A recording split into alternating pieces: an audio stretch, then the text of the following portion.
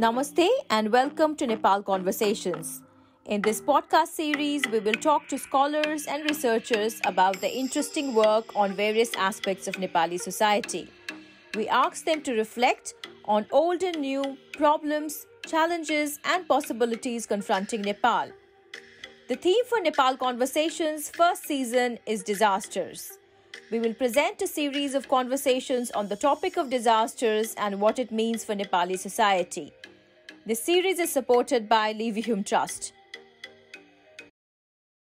In today's episode, we are pleased to welcome Gaurab Dawadi, who is a PhD candidate at King's College London, researching transboundary early warning systems and cultural context in the Kosi River basin.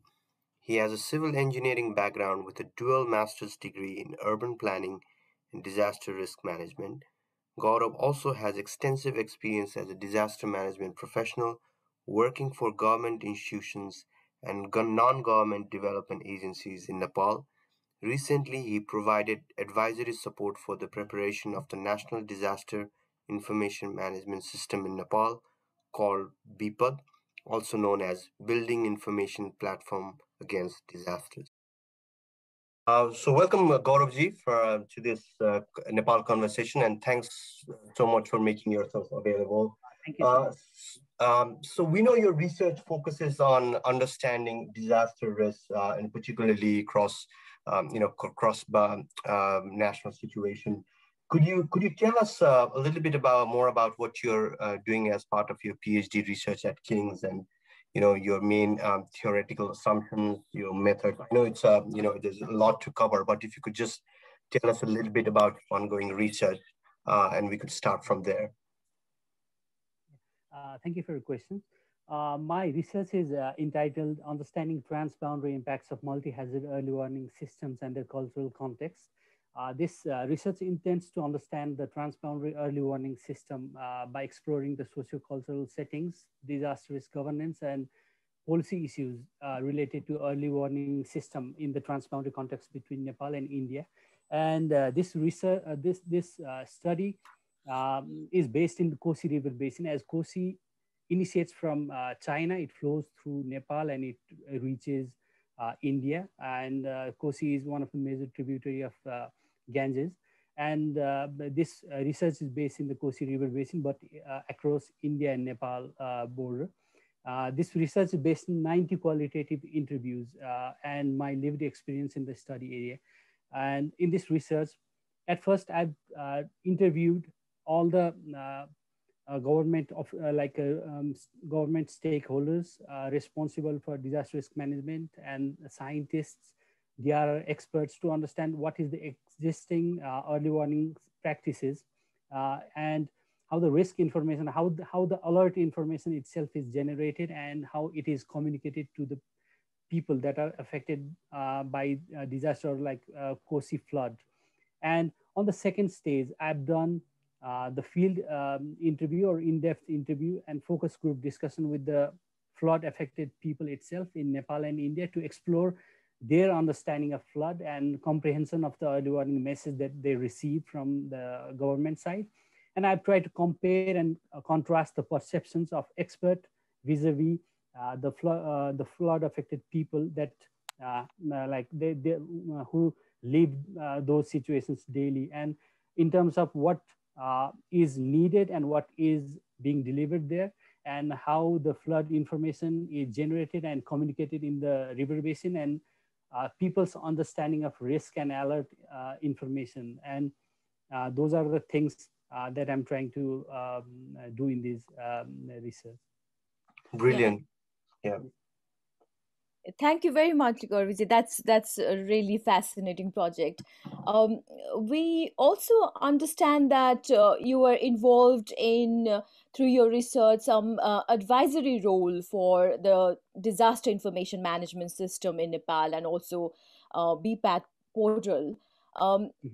Could you tell us a bit about your experience of working in such advisory positions, and also as someone especially who is in the academic in the academic sector, how was your experience of working in such advisory positions with the policymakers?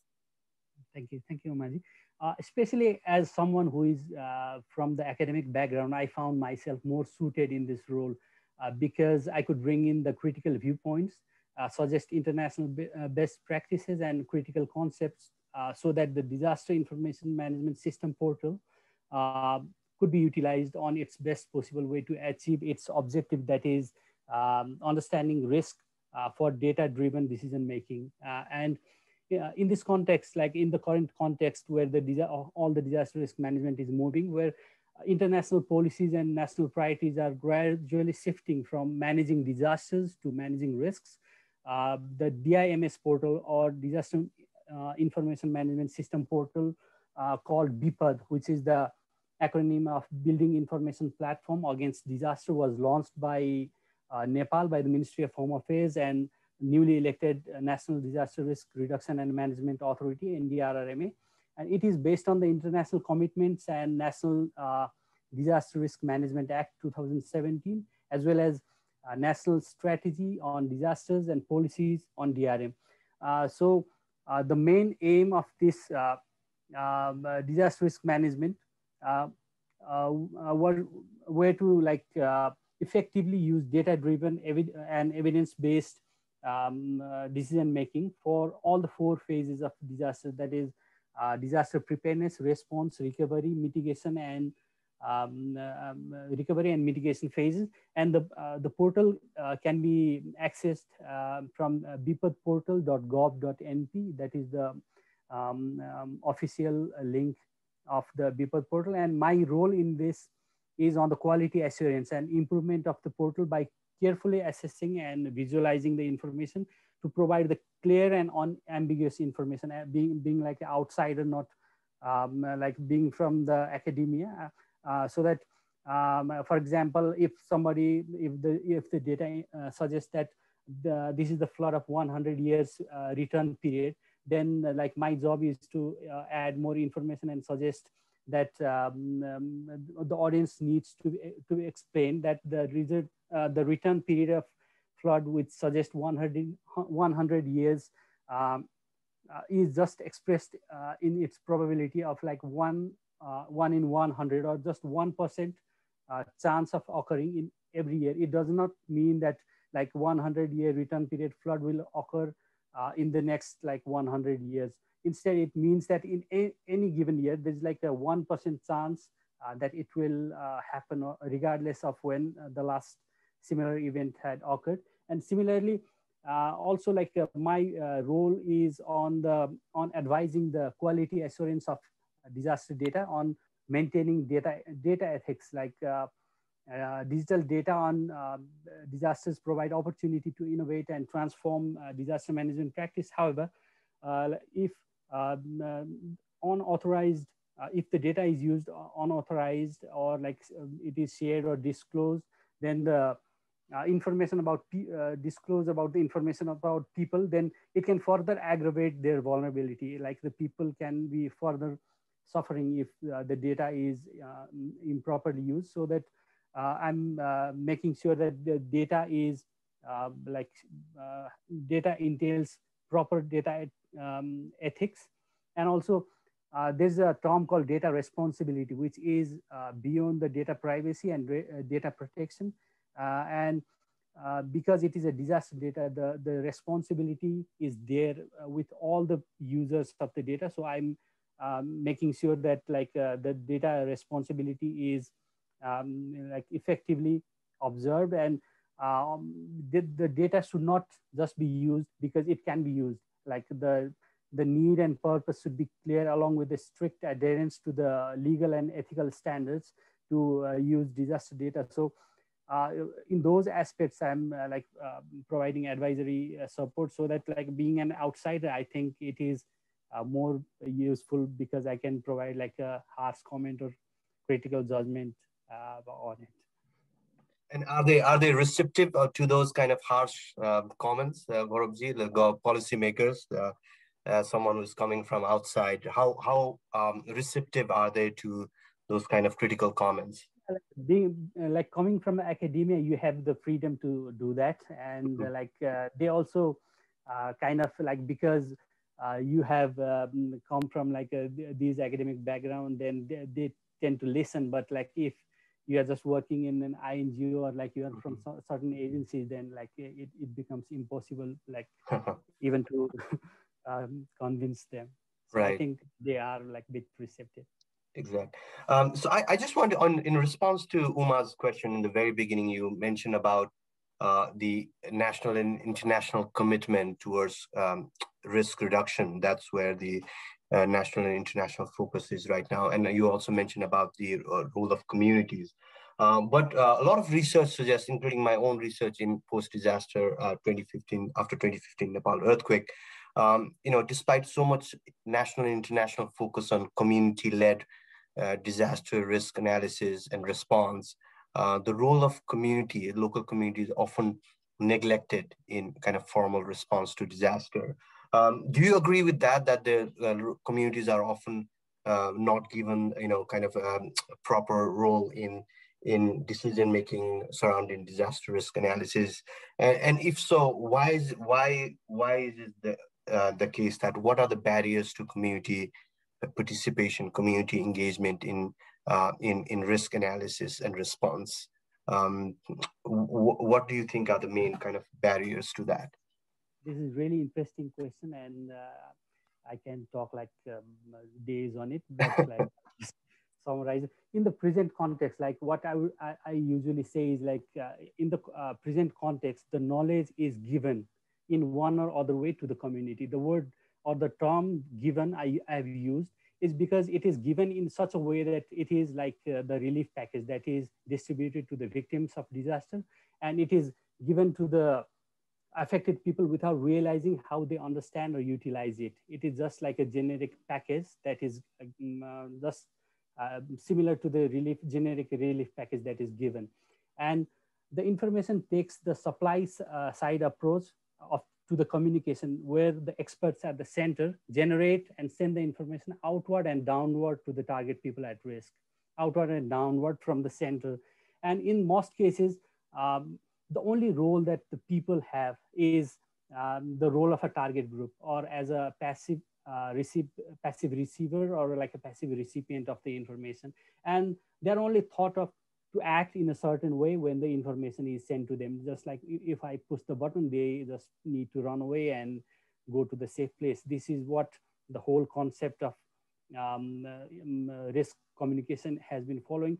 Some of the participatory and collaborative exercise that seem participatory in Nepal, also like I doubt on it, because such community meetings or focus group discussions allow some space for public to speak or express their views, but those activities generally occur at the end of the projects, which just act as like a paying lip service to the community inclusion, or just to demonstrate that the project is doing inclusive approach, or just to the project tend to legitimize the given information or decision as a democratic process. So it is like a given information in disguise. So what it actually means to be like inclusive is including community by co-producing the knowledge with the community from the beginning of the project, identifying needs with them, designing intervention with them, designing monitoring framework with them,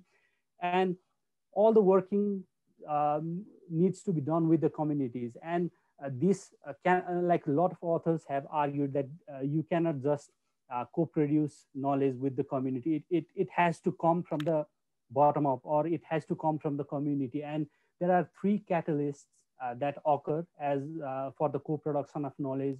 And like Stenzers in 2005 has mentioned that some catastrophic events can act as the catalyst, and Latour in 2004 also mentioned about the matter of concern or common urgent problem, which act as a catalyst to co-production of knowledge. Similarly, Michael Callan in 1999 mentioned about the hot situations, which play a dominant role in restructuring society and forming the autonomous social enterprise to solve such problems. And in such a way that like if the knowledge is co-produced with the community, then it doesn't have to flow through the hierarchical process. And in all this, like I think the main barrier is the perception of the scientists, like, because first of all, the disaster expert don't think that there could be any role of community in the scientific knowledge generation process. It is just the advanced knowledge.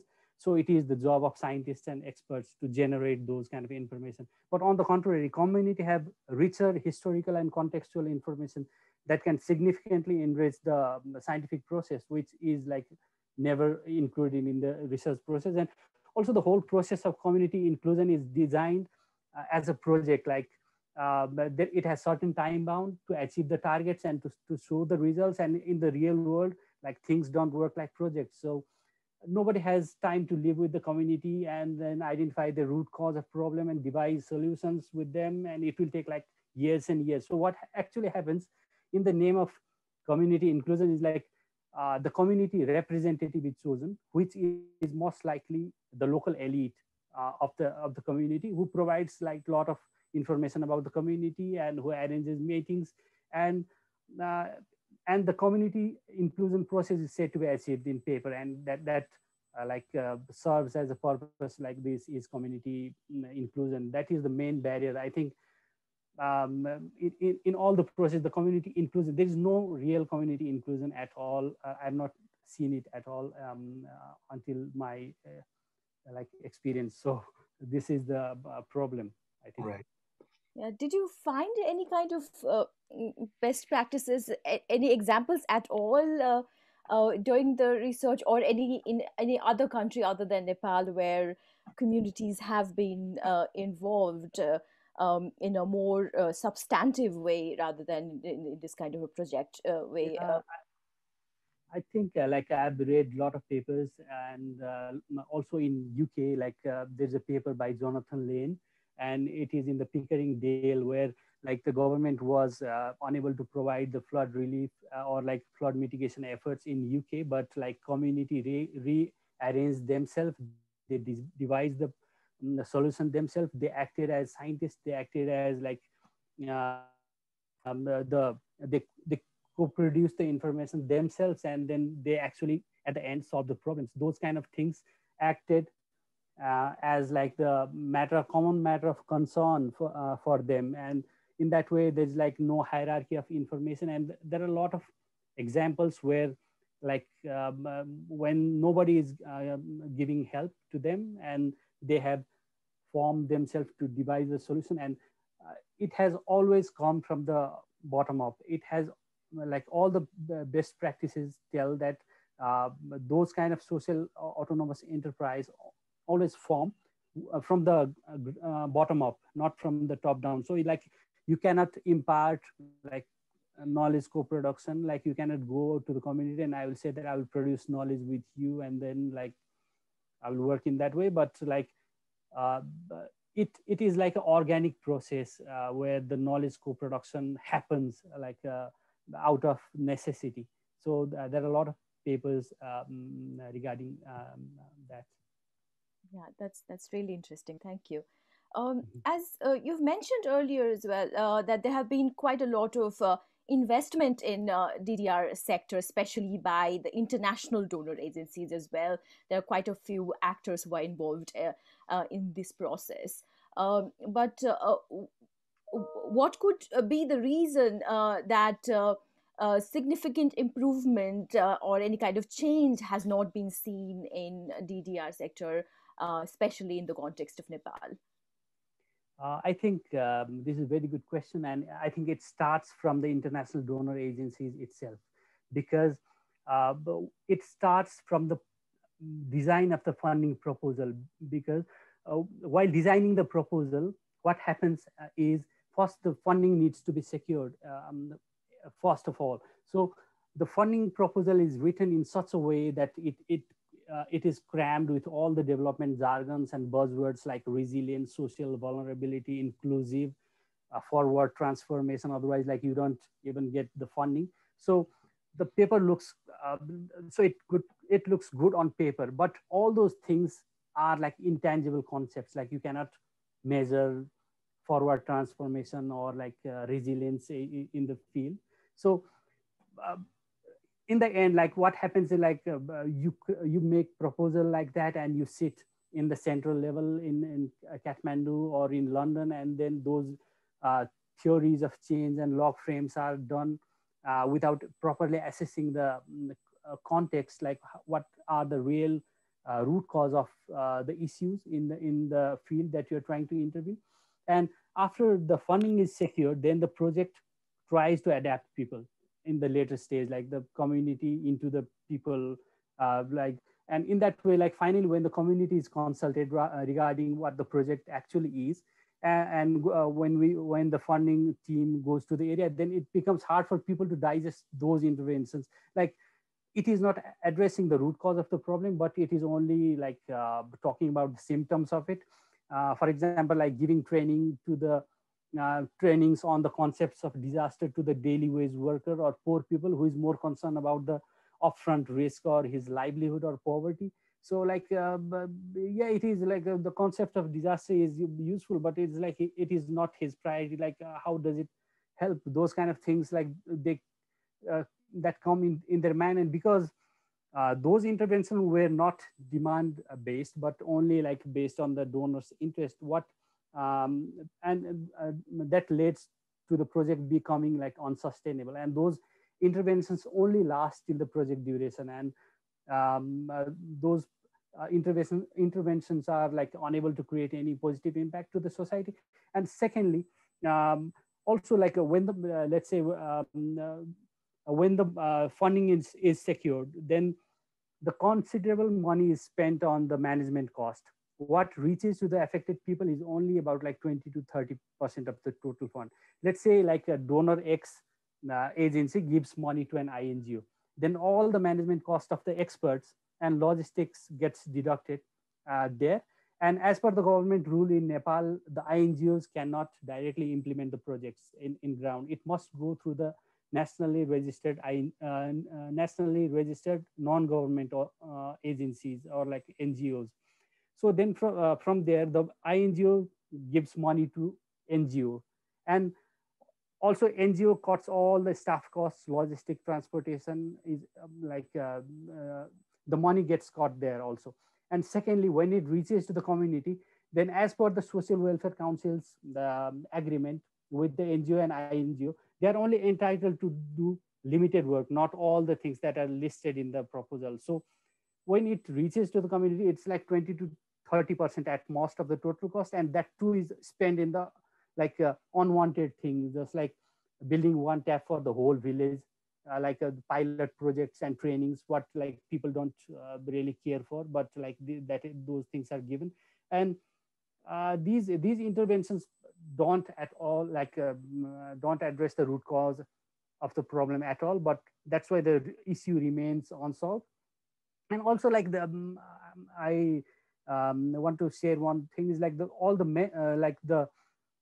methods they use to show effectiveness of those projects. Like what they do is like they select two different villages, and one like they do survey and interviews to the both the villages, but one village they take it as a control group, and another is as like a intervention group, and they only give financial support and trainings to the intervention group, but the control group gets nothing. So that it also creates some area for social disputes in the community. And I think these are all the reasons. I think because of like a lot of investment, I think Nepal is one of the country which has ease of access for donor investment, and like millions and millions have been spent, but like nothing has been seen in the ground, like no change has been seen as of now. I think that is the main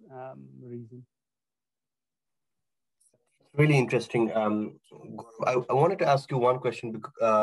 Actually, it might be a clarifying question, because your research focuses on kind of cross-border risk involving local communities, and you also did interviews, or your research participants are also people from the other side of the border, right? The Indian side, or no? Is that yes, is in inside as well? Yes. okay? In So state.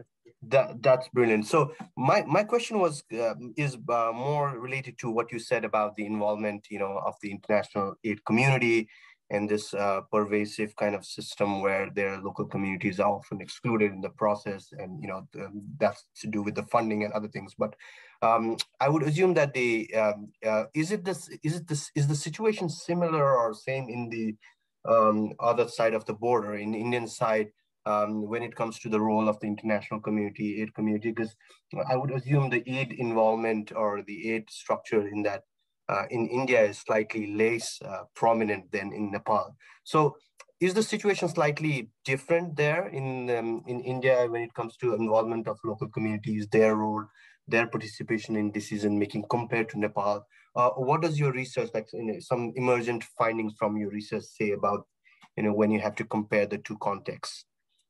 I think like in India, it is a completely different context. Like Hmm. working, like if you work in INGO here, you can go and meet ministers in Nepal. Like you can, if you are a donor, like you can go into the Singha Darbar and talk to minister. There would be no problem. You can Right. just drive your car. But in India, it is really, really difficult because like if you say that you are from INGO or you're from the donor agency, the people don't entertain. Like if you talk about the development things, they just say that it is not none of your business. Why are you talking Mm. about these things? It is the government job.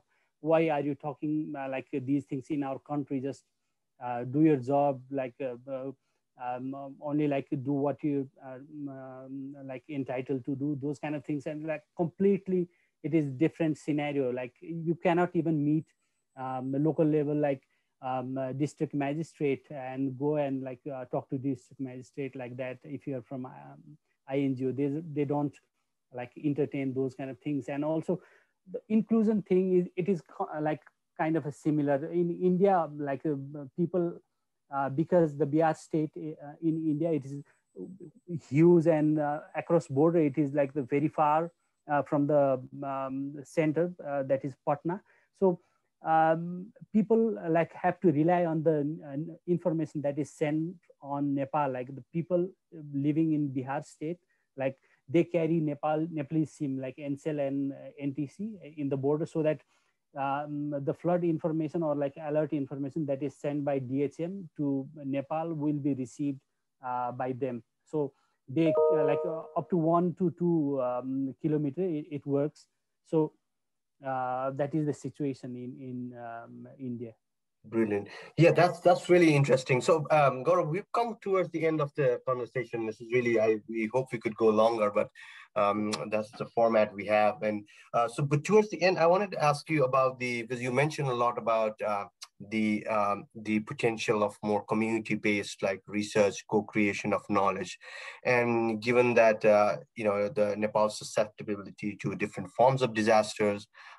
What is the future of more kind of participatory, community-based research? And could you tell us like where we are headed, like how, in terms of analysis of risk, disaster response, what is the future of research, disaster research in Nepal? I think like there is huge gap in research in the human dimension, particularly in the human components of the disaster, because the impact of disaster in any society depends upon the social context, people's vulnerability, their perception, their understanding of disaster in same or equal way as hazard intensity and hazard exposure. So also like from the international experience, it was like evident from Hurricane Katrina. You take that even if there is like a technological advancements and scientific understandings of the hazard, it does not by default lead to the effective disaster risk management.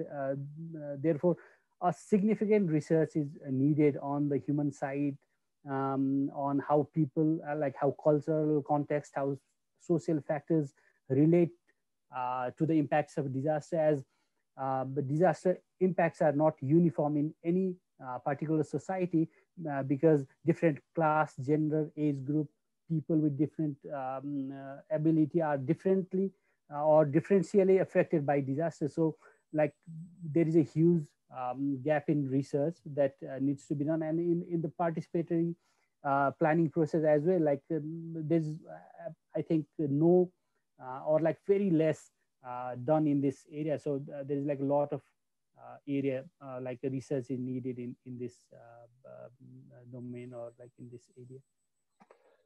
Thank you.